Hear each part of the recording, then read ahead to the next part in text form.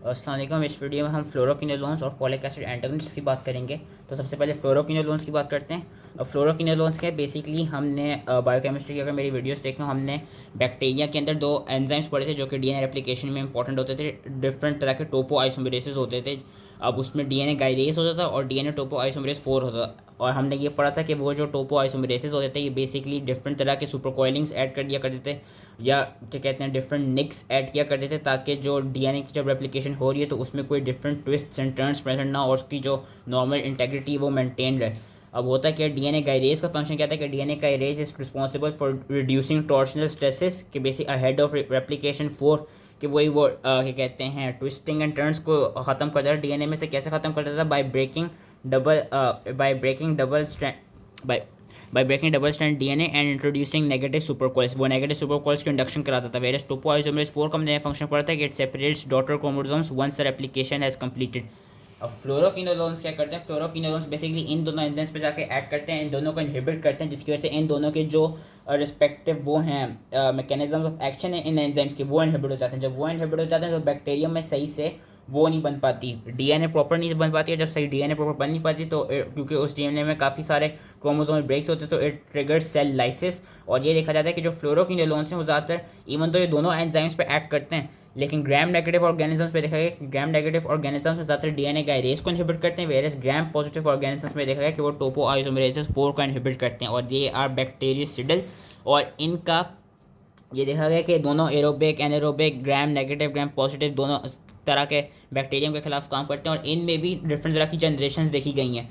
First generation में जिस तरह से फेलोस्पोरिन की थी, इस तरह इसमें देखा गया कि फर्स्ट जनरेशन फ्लोरोकिनोलोन में आता है नेलोडिक्सिक एसिड, और नेलोडिक्सिक एसिड का काफ़ी नैरो स्पेक्ट्रम है। ये सिर्फ जो एरोबिक ग्राम नेगेटिव रॉड्स होती हैं जिसमें एंटेरोबैक्टीरियेशी की स्पीशीज़ आती हैं उन्हीं के खिलाफ काम करता है। सेकंड जनरेशन में सिप्रोफ्लॉक्सेसिन देखी गई। सिप्रोफ्लॉक्सेसिन एक तो जो फर्स्ट जनरेशन वाली स्पीशीज़ थी उनके खिलाफ, दूसरा ये देखा गया कि उसका थोड़ा ब्रॉडन कवरेज ऐसे कि वो सूडोमोनास, हीमोफिलिस इन्फ्लुएंजा और नेसेरिया, क्लेमिडिया, लीजोनेला इन स्पीशीज़ के खिलाफ भी वो इफेक्टिव है। थर्ड जनरेशन में देखी जाती लीवोफ्लक्सेसिन की देखी गई कि वो just like first and second generation उन बैक्टीरियम के खिलाफ, और साथ में इसकी कुछ एक्टिविटी है स्ट्रेप निमोनिया के खिलाफ, मेथिसिलिन ससेप्टेबल स्टेफ ओरियस के खिलाफ, और माइकोबैक्टीरियम के खिलाफ भी इसकी वो इफेक्टिविटी देखी जाती है। फिर फोर्थ जनरेशन में हमारे पास तीन आती हैं, मॉक्सीफ्लॉक्सेसिन, गेमीफ्लॉक्सेसिन एंड डेलाफ्लॉक्सेसिन, जिसमें से मैंने डेलाफ्लॉक्सेसिन को याद रखा है क्योंकि इन सब की इन्हेंस ग्राम पॉजिटिव एक्टिविटी, एक तो ये अगेन जो तीनों जनरेशन की बैक्टीरियम थे उनके खिलाफ। और ये देखा गया कि जो डेलाफ्लॉक्सेसिन है वो स्पेशली मर्सा जो मेडिसिन रेजिस्टेंट स्ट्रेन हैं एंड जो सूडोमोनास एरिगोनोसा इसके खिलाफ भी काफ़ी इफेक्टिव हैं, एंड बैक्टीरियोट्स के खिलाफ भी काफ़ी इफेक्टिव हैं।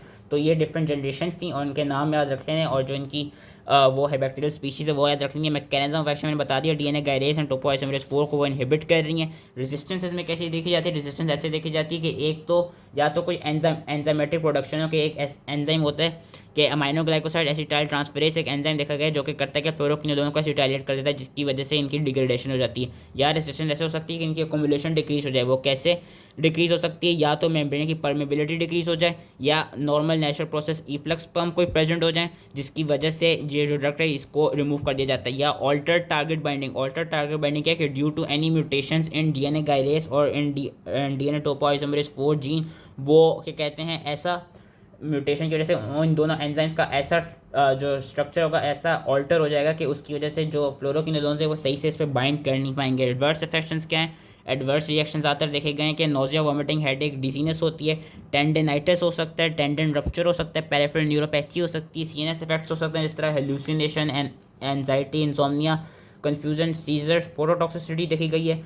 न्यूनेट्स में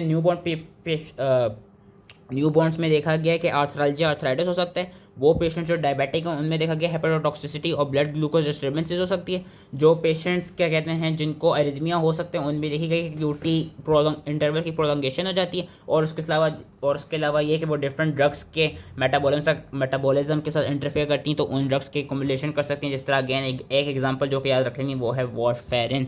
और क्लिनिकल यूज ऑफ फ्लोरोकिनोलोन्स, अब हम सिप्रोफ्लॉक्सेसिन हमने पढ़ा था कि वो सेकंड जनरेशन थी। ग्राम नेगेटिव रॉड्स के खिलाफ जिस तरह सूडोमोनास एरिगोनोसा है इसको ट्रीट करने में उसको हाई अमाउंट्स ऑफ सिप्रोफ्लॉक्सेसिन देनी पड़ती ताकि वो सूडोमोनास को ट्रीट कर सके। उसके अलावा travellers diarrhoea, typhoid fever, anthrax इन सबको ट्रीट कर सकती है, and it is used as a second line agent for infections arising from intra abdominal, lung, skin और यूरिन सोर्सिस। फिर लीवोफ्लक्सेसिन जो थर्ड जनरेशन थी वो भी gram negative rods including pseudomonas strep pneumoniae, मैंने बताया था कि उनके खिलाफ भी लीवोफ्लक्सेसिन काफ़ी इंपॉर्टेंट होती है and it is a first line therapy for community acquired pneumonia. Moxifloxacin, gemifloxacin, delafloxacin दो के फोर्थ जनरेशन थी। मॉक्सीफ्लॉक्सेसिन का देखा गया कि अगेन ग्राम पॉजिटिव ऑर्गेनिज्म, ग्राम नेगेटिव रॉड्स और माइक्रोबैक्टीरियम की स्पीशीज़ ये कम्युनिटी एक्वायर्ड निमोनिया को ट्रीट कर लेती है, लेकिन ये हॉस्पिटल एक्वायर्ड निमोनिया को ट्रीट नहीं कर सकती। गैमीफ्लॉक्सेसिन ज़्यादातर कम्युनिटी एक्वायर्ड रेस्पिरेटरी इन्फेक्शन को ट्रीट करती है। डेलाफ्लॉक्सेसिन का मैंने बताया था कि वो मर्सा के खिलाफ इंपॉर्टेंट है और वो सूडोमोनास के इन्फेक्शन को भी ट्रीट कर सकती है। So that was of fluoroquinolone. अब हमारे फोलेट एंटागनिस्ट पे, जिस पे दो आती हैं, सल्फोनामाइड्स एंड ट्राइमेथोप्रिम। इनका काम क्या होता है, क्योंकि हमने पता है कि बैक्टीरिया के पास अभी कैपेबिलिटी होती है कि वो खुद से फॉलिक एसिड सिंथेसाइज कर सकते हैं। ह्यूमंस में ये एबिलिटी नहीं होती, ह्यूमंस को फॉलिक एसिड लेनी पड़ती हैं एज अ सप्लीमेंट्स। बैक्टीरिया में प्रॉपर्टी होती है फॉलिक एसिड सिंथेसाइज कर सकते हैं। तो ये दो स्टेप्स हैं फॉलिक एसिड की सिंथेसिस में। सल्फामेथोक्स जो सल्फोनामाइड्स हैं वो यहाँ पे ऐड करते हैं इस एंजाइम पे, डाईहाइड्रोप्टेरोइड सिंथेटेज पे। और वेराज जो ट्राइमेथोप्रिम है, ट्राइमेथोप्रिम डाईहाइड्रोफोलेट रिडक्टेज पे ऐड करते हैं। और दोनों का फंक्शन क्या होता है, दोनों का फंक्शन यही होता है कि फॉलिक एसिड की सिंथेसिस सही से हो नहीं पाती। सबसे पहले हम सल्फोनामाइड पढ़ लेते हैं। सल्फोनामाइड का मैकेनिज्म ऑफ एक्शन यही कि सिंस ये करते क्या है कि जो पाबा है पैरामाइनोबेंजोइक एसिड, ये इसकी तरह की इनकी ही वो होती है, इसके सिंथेटिक एनालॉग्स होते हैं। तो ये करते क्या है कि ये डाईहाइड्रोप्टेरोइड सिंथेटेज को जाके रिवर्सिबली वहाँ पे बाइंड कर जाते हैं एंड इसको इनहिबिट कर देते हैं। दे आर बैक्टीरियोस्टैटिक, ये इस एंजाइम को जाके रिवर्सिबली इनहिबिट कर देते हैं, जिसकी वजह से डाईहाइड्रोफोलिक एसिड की सिंथेसिस हो नहीं पाती। ये gram negative gram positive gram negative organisms के खिलाफ काफ़ी वो है, इसका एंटीबैक्टीरियल स्पेक्ट्रम देखा जाता है। इसमें उन्होंने एग्जांपल दी है, स्टैफ हो गई, हीमोफिलस इन्फ्लुएंजा होगा, नोकार्डिया हो गई। रेजिस्टेंस कैसे होती है, रेजिस्टेंस एक तो ऐसी होती है कि अगर तो ये जो एंजाइम है डाईहाइड्रोप्टेरोइड सिंथेटेज, इसी की कोई मॉडिफिकेशन हो गई, इस पर सही से सल्फोनामाइड जाके बाइंड ना कर पाते हो, या सल्फर ड्रग्स की सही से वो नहीं हो पा रही हो, परमेबिलिटी डिक्रीज हो गई, सही से वो रीच ना कर सकें, या ऐसा हुआ हो कि जो पाबा है, पाबा की ही, क्योंकि मैंने कहा था कि ये बेसिकली रिवर्सिबली और कंपेटिटिवली एक तरफ से इनहिबिट कर रहे हैं। तो अगर पाबा की कंसंट्रेशन बढ़ा दीजिए तो उससे वो सल्फोनामाइड को क्या कहते हैं हटा के खुद इस एंजाइम के साथ बाइंड कर सकते हैं। इसके जो एडवर्स इफेक्ट्स के इंपॉर्टेंट है कि सल्फर के क्रिस्टल्स हमारे क्या कहते हैं यूरिनरी ट्रैक्ट में प्रोड्यूस हो सकते हैं, जो कि क्रिस्टल यूरिया होता है, ओवर नेफ्रोटॉक्सिसिटी करा सकते हैं। हाइपर सेंसिटिविटी रिएक्शन काफ़ी देखे जाते हैं सल्फोनामाइड्स के साथ। वो हाइपर सेंसिटिविटी रिएक्शन तरह रैशेस, एंजियोडीमा, स्टीवन जॉनसन सिंड्रोम हो सकता है। हिमेटोपोइएटिक डिस्टर्बेंसेस में जिनको G6PD डेफिशिएंसी होगी उनको हिमोलिटिक एनीमिया, और उसके अलावा granulocytopenia, thrombocytopenia, aplastic anaemia and agranulocytosis भी करा सकता है। कर्निक्टरस एक कंडीशन कराता है। कर्निक्टरस क्या होता है, बेसिकली सल्फोनामाइड्स के देखा गया है कि जब ये ट्रैवल करते हैं बॉडी में तो एल्बुमिन के साथ बाउंड होते हैं। अब नियोनेट्स में हमें पता है कि नियोनेट्स में बाइलिरुबिन क्या कहते हैं, नियोनेट्स में तो नियोनेटल जॉन्डिस हो सकता है। दूसरा ये देखा है कि जो बाइलिरुबिन होता है वो यूजली उसके साथ बाइंड हुआ होता है एल्बुमिन के साथ। अब अगर हम नियोनेट्स को देंगे तो नियोनेट्स में कर्निक्टरस हो जाएगा। वो होगा क्या कि जो सल्फोनामाइड्स हैं, जो सल्फर ड्रग्स हैं, वो एल्बुमिन के साथ जाके बाइंड हो जाएंगे, बाइलिरुबिन को वो कर देंगे, रिलीज़ कर देंगे। बाइलिरुबिन क्या होगा कि अभी क्योंकि नियोनेट्स में CNS सिस्टम सही से बना नहीं होता तो वो ब्लड ब्रेन बैरियर को क्रॉस करके बाइलिरुबिन क्या करेगा, ब्रेन में जाकर डैमेज करने लगेगा। तो जो बाइलिरुबिन एसोसिएटेड ब्रेन डैमेज होता है उस कंडीशन को कर्निक्टरस कहा जाता है, जो कि इन पेशेंट्स में हो सकती है, नियोनेट्स में देखी जाती है। ड्रग पोटेंशिएशन अगेन इसके क्योंकि हेपेटिक मेटाबॉलिज्म होती है तो ये वॉरफेरिन और काफ़ी डिफरेंट ड्रग्स को अकोमुलेशन कर सकती है। कॉन्ट्राइंडिकेशन क्या है कि एक तो वही newborns and infants less than 2 months of age को ना दी जाए, क्योंकि अभी मैंने बता दी मैं कर्निक्टरस कॉज कराएगी।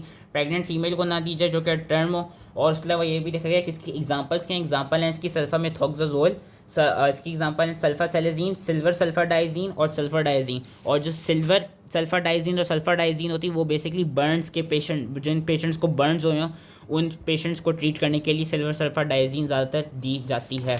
उसके अलावा जो दूसरी फोलिक एसिड एंटागोनिस्ट है वो है ट्राइमेथोप्रिम। ट्राइमेथोप्रिम क्या कर रहा था, ट्राइमेथोप्रिम बेसिकली डाईहाइड्रोफोलेट रिडक्टेज को रिड्यूस करे, जो कि इनहिबिट करे, जो कि टेट्राहाइड्रोफोलिक एसिड की प्रोडक्शन नहीं होने देता, जो कि एक्टिव फॉर्म है फोलिक एसिड की। उसकी वजह से भी अगेन फोलिक एसिड सही से बन नहीं पाएगी। इसका मैकेनिज्म ऑफ एक्शन ये कि इसको जाकर इनहिबिट कर रहा है कि it's a potential inhibitor of bacterial hydrofolic reductase, prevents the formation of metabolically active form of folic acid. और ये क्या कहते हैं, it binds readily to bacterial dihydrofolic reductase compare to human, और ये बैक्टीरियोस्टिडल होता है। Sulphonamides were bacteriostatic, this is bactericidal. इसकी भी वही है क्या कहते हैं कि ये जो ग्राम नेगेटिव और ग्राम पॉजिटिव स्पीशीज़ हैं उनके खिलाफ काफ़ी ये ट्रीटमेंट उनके खिलाफ काफ़ी इफेक्टिव है। रेजिस्टेंस कैसे हो सकती है? रेजिस्टेंस ऐसी हो सकती है कि अगर तो डायहाइड्रोफोलिक रिडक्टेज की वो कोई ऑल्ट्रेशन हो गई हो, या इफ्लक्स पंप्स प्रेजेंट हो, या इसकी एंजाइम की सही से परमेबिलिटी हो नहीं पाए। एडवर्स इफेक्ट्स में क्या मिलते हैं? एडवर्स इफेक्ट्स यूजली इतने नहीं मिलते, लेकिन अगर तो मिल गए तो सारे वो, अगर तो ह्यूमंस में, क्योंकि ह्यूमंस के लिए इतना स्पेसिफिक होता नहीं है, लेकिन क्या मिल सकता है हमें कि वो फॉलिक एसिड बनेगा नहीं। जब फॉलिक एसिड नहीं बनेगा तो जो फॉलिक एसिड डेफिशिएंसी के जो साइन एंड सिम्टम्स होते हैं वो हमें मिल सकते हैं, लाइक मेगालोब्लास्टिक एनीमिया, ल्यूकोपीनिया, न्यूरोसाइटोपिनिया। और प्रेग्नेंट फीमेल में ये ज़रा ज़्यादा देखे जाते हैं, क्योंकि प्रेग्नेंट फीमेल को स्पेशली जो फर्स्ट ट्राइमेस्टर में होती हैं उनको फॉलिक एसिड की रिक्वायरमेंट होती है। उसके अलावा एक और एडवर्स इफेक्ट्स का हाइपरकैलेमिया देखा जा सकता है। अब last drug which is cotrimoxazole. Cotrimoxazole is basically a combination of sulfonamides and trimethoprim, और यूजली सल्फामिथोक्साजोल को यूज़ करते हैं। सल्फामिथोक्साजोल और ट्राइमेथोप्रिम का कॉम्बिनेशन यूज़ होता है। तो अब ये कॉम्बिनेशन है तो ये बेसिकली साइनर्जिस्टिक इफेक्ट देगा। साइनर्जिस्टिक इफेक्ट देगा तो ये इन दोनों स्टेप्स को इनहिबिट कर देगा, जिससे अगेन फॉलिक एसिड बन नहीं पाएगी, और जब फॉलिक एसिड बन नहीं पाएगी तो बैक्टीरिया सर्वाइव कर नहीं पाएगा। इसका भी वाइडर ज़रा ब्रॉडर स्पेक्ट्रम है। रेस्पिरेटरी ट्रैक्ट इन्फेक्शन को ट्रीट करने के लिए, यूटीआई ट्रीट करने के लिए, और ये डिफरेंट स्पीशीज़ दी हुई हैं उनको ट्रीट करने के लिए, क्या कहते हैं, मर्सा को भी ट्रीट कर सकता है। और रेजिस्टेंस तो फिर इसके खिलाफ काफ़ी लेस फ्रीक्वेंट होती है, क्योंकि इसमें 2 ड्रग्स का इस्तेमाल हो रहा है। एडवर्स इफेक्ट्स हमें क्या मिलते हैं? जो दोनों के कंबाइंड एडवर्स इफेक्ट्स मिलते हैं, like nausea, vomiting, skin rash, haematologic toxicity जो कि सल्फोनामाइड से रिलेटेड है, एंड हाइपरकलीमिया जो कि बेसिकली ट्राइमेथोप्रिम से रिलेटेड है। So that was it. I hope ये इजीली समझ में आ गया हो, एंड थैंक यू।